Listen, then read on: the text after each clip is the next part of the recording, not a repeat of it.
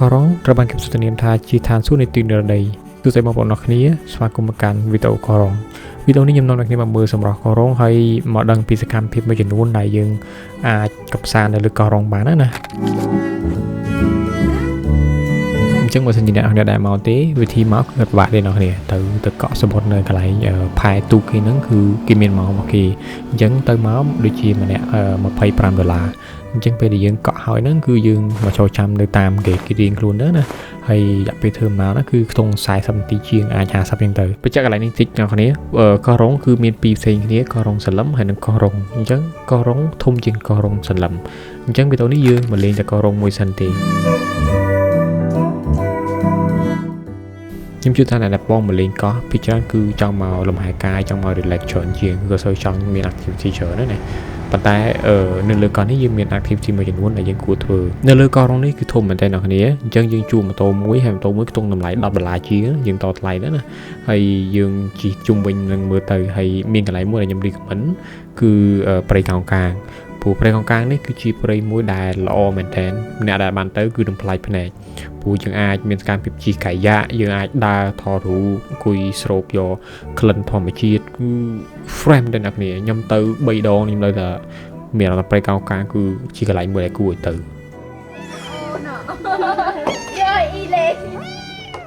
យកបោះចោលស្មាយកចាក់បោះម៉ែដោះនាវម៉ែដោះថ្ងៃ3នេះខាងធៀបជាអំណោយផលល្អមកដល់វិញក្តៅចង់ផែរីសំឡេងឲ្យសັບសំឡេង relax មែនតើអូអេថតអេបាយខ្ញុំឥឡូវល្បីណា YouTube ខ្ញុំផលបាន100 view ឥឡូវ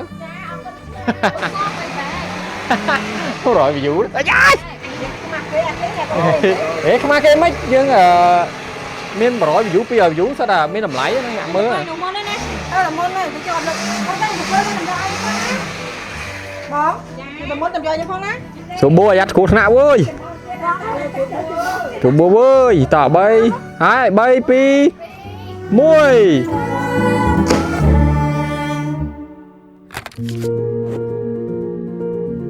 ហើយរឿងមួយទៀតដែលអ្នកអត់ឲ្យគួរតែកុំរំលងហ្នឹងគឺយើងអាចជួលទូកមួយបើសិនគ្នាយើងច្រើនណាយើងជួលទូកមួយទៅហើយទូកតម្លៃខ្ទង់80 90 100តាមហ្នឹងទៅទូកធំណាហើយបើសិនយើងទៅម្នាក់ឯង2នាក់ទេយើងចូលរួមមួយគេទៅគេមានទូកដាក់ណាបែបទៅជាក្រុមដែរប៉ុន្តែតម្លៃម្នាក់$15អញ្ចឹងទៅញ៉ាំច្បាស់ទេតាមតម្លៃក្រុមហ៊ុនផ្សេងៗអញ្ចឹងណាហើយសកម្មភាពដែលយើងអាចធ្វើបាននៅលើទូកហ្នឹងគឺយើងអាចចាយពេលមួយថ្ងៃនៅលើនឹងបានដូចជាយើងអាចស្ទូចត្រីយើងមុជទឹកមើលផ្កាថ្ម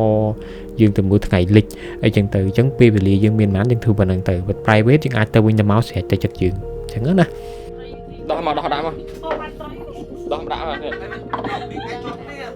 បាទឆ្នាំមុនខ្ញុំក្អួតបែកក្អួតបាទឆ្នាំនេះខ្ញុំមកយក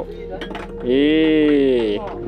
យាយចង់ពេលមកសុជ័យខ្ញុំប្រែ5អ្នកដែលពុលឡានទៅពុលទូកណាគ្នាគួរតែធៀមខ្លួនទុកមុនទៅហើយជាពិសេសលេបឆ្នាំមុនឡើងមកណា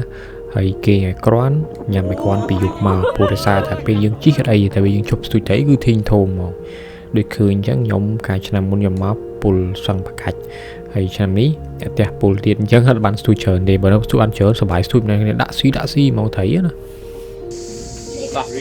មកយើង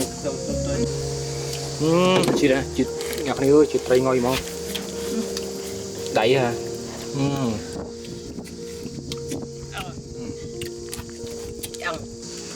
នេះសាច់ផ្អែមហ្មងសាច់ផ្អែមលេខ1រត់បានទេអ្នកគេតមកស្ទូចតអញ្ចឹងតចឹងបានណែពេលយើងឈប់ស្ទូចយើងមកកន្លែងគៀនកោះនេះយកមើលផ្កាថ្មអ្នកគ្នាផ្កាថ្មដែលខ្ញុំមើលកន្លែងនេះវាស្ទើរស្អាតអ្នកគ្នាព្រោះវាមិនស្អាតដូចគ្នាទាំងអស់កន្លែងខ្លះវាមានពណ៌មានកន្លែងខ្ញុំមើលនេះវារៀងមានដែរប៉ុន្តែវាអត់សូវចម្រុះពណ៌ទេហើយត្រីក៏អត់សូវសម្បូរដែរអញ្ចឹងអ្នកគ្នាអាចមើលបានហើយបទពិសោធន៍ខ្ញុំលើកទី1ខ្ញុំមើលហើយខ្ញុំមានអារម្មណ៍ប្លែកមែនតើ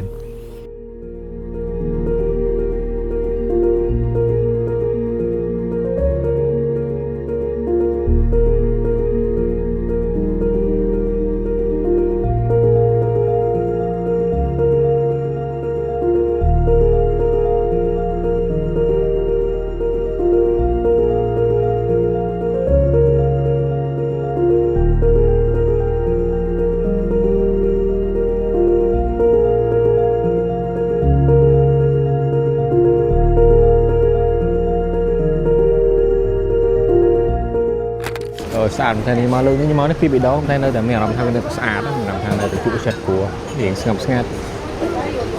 នៅនេះអត់មានលេងបាញ់ទឹកលេងប៉ាន់ម្សៅចាក់ទាំងបាសទេពីច្រើនជន់មកទេសមកលេងអញ្ចឹងវារៀងស្ងប់ស្ងាត់អញ្ចឹងណាគេបើសិនជាចង់មកលេងណាខែដែលល្អបំផុតគឺខែដែលអត់ភ្លៀងព្រោះខែភ្លៀងបាក់តិចប្រឡូកខ្លាំងហើយ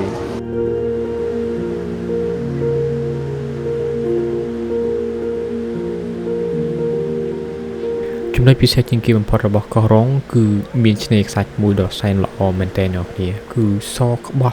ទឹកក៏ថ្លាសាច់ក៏ស្អាតធ្វើយើងមានអារម្មណ៍ថាដូចជានៅឋានសួគ៌អញ្ចឹងដូចជាពាក្យដែលគេដាក់ថាជាឋានសួគ៌នៃទឹកនិរដីហ្នឹងគឺអត់ខុសអ្នកគ្នា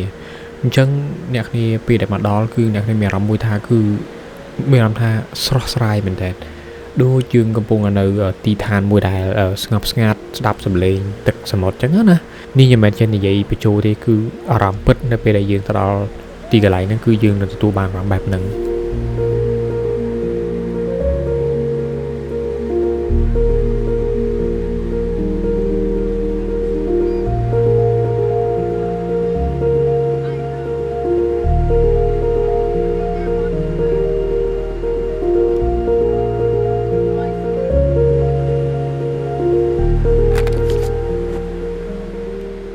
ហើយរឿងមួយដែលអ្នកគ្នាបានដឹងហ្នឹងគឺនៅលើកោះរ៉ុងហ្នឹងគឺមានជាថា influencer ឬក៏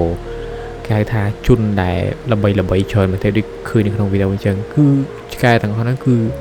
គួរស្រឡាញ់មែនទែនហើយសំខាន់ពួកគាត់ទាំងអស់ហ្នឹងគឺរស់រីមែនទែនជនមកទេសគឺស្រឡាញ់មែនទែនខ្ញុំឃើញជនមកទេសលេង TikTok ផុសពីឆ្កែនៅកោះរ៉ុងហ្នឹងច្រើនមែនទែនអញ្ចឹងវាជារឿងមួយដែលធ្វើឲ្យតំបន់ទេសចរកោះរ៉ុងហ្នឹងបីល្បាញដល់ស្រុកក្រៅ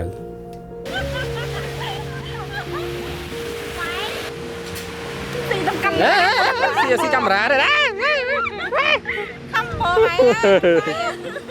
ហើយពេលវេលានេះគឺមានន័យមែនតើនៅពេលដែលយើងមានឱកាសបានអង្គុយជុំជាមួយបងប្អូនមិត្តភ័ក្តិគ្រួសារយើងណាអញ្ចឹងធ្វើយើងមានអារម្មណ៍មួយគឺល្អមែនតើបង្កើតភាពស្និទ្ធស្នាលណាបើសិនយ៉ាងនេះសួរថាតើនៅលើកោះរ៉ុងមានតម្លៃមិនដែរខ្ញុំគិតថានៅលើកោះរ៉ុងនេះគឺរៀងមានតម្លៃថ្លៃបន្តិចតែមិនថ្លៃខ្លាំងទេព្រោះតែយើងអាចទទួលយកបានព្រោះធម្មតា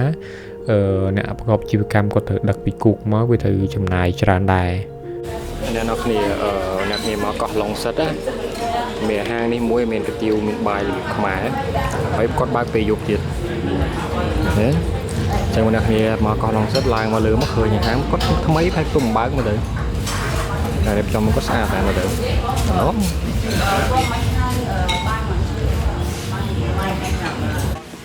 ហើយនេះទីដោណាដឹងល្បីឯបែរល្បីបងអត់បានល្បី Welcome to Pop Street. Pop Street. Pop Street នេះPop Street អរគុណដែរអ្នកដែលបាន subscribe អ្នកដែលបាន like អ្នកដែលបានមើលវីដេអូនេះហើយខ្ញុំថាវីដេអូក្រោយនឹងមានអ្វីប្លែកៗសម្រាប់អ្នកនរគ្នាព្រោះ YouTube នេះគោលបំណងគឺមិនមែនធ្វើសម្រាប់តែខ្លួនឯងគឺធ្វើសម្រាប់អ្នកមើលដែរហើយព្យាយាមផ្តិតទិដ្ឋភាពស្អាតនៅក្នុងស្រុកខ្មែរនៅស្រុកក្រៅផ្សេងព្រោះ vlog ខ្ញុំពីច្រើនអត់សូវមាន plan អ្នកគ្នាខ្ញុំច្រើនទៅពីច្រើនអត់មាន plan កំពុងមកនេះមកអញ្ចឹងទៅថតទៅវិញទៅធ្វើឲ្យស្រួលអញ្ចឹងទៅអរគុណតែបានមើលវីដេអូមួយនេះហើយបើសិនជាមានអតិយោបល់អីអាចបញ្ចេញនៅខាង comment ហើយអរគុណចំពោះការ like ហើយកុំភ្លេចជួយ subscribe ផងដើម្បីយើងជួបគ្នានៅវីដេអូក្រោយពួកអ្នកនេះគឺជាកម្លាំងចិត្តក្នុងការធ្វើវីដេអូទាំងអស់នេះអរគុណជួបគ្នាវីដេអូក្រោយ